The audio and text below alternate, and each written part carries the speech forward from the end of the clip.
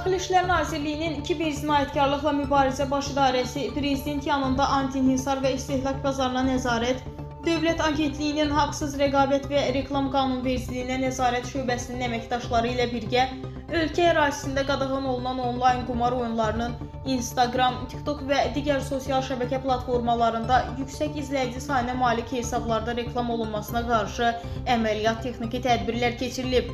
Qaynar info xəbər verir ki, araşdırmalar zamanı sosial mediada aktiv olan bir sıra şəxslər tərəfindən qanunsuz qumar və mərc oyunlarının reklamının həyata keçirildiyi, həmin hesabların təbliğinə yönələn kontentlərin yayımlandığı aşkarlanıb. Bununla əlaqədar qanunsuz qumar və mərc oyunlarını öz səhifələrində reklam edən 17 nəfər kiberpolis tərəfindən müəyyən olunaraq baş idarəyə gətirilib. Həmin şəxslər barəsində qanuna uyğun tədbir görülüb. Məlumata görə inzibati məsuliyyətə cəlb edilənlər arasında Epi kimi tanınan reper Əkbər Novruzlu və Koyte adı ilə TikTokda məşhurlaşan Zeynəb Zeynallı da var.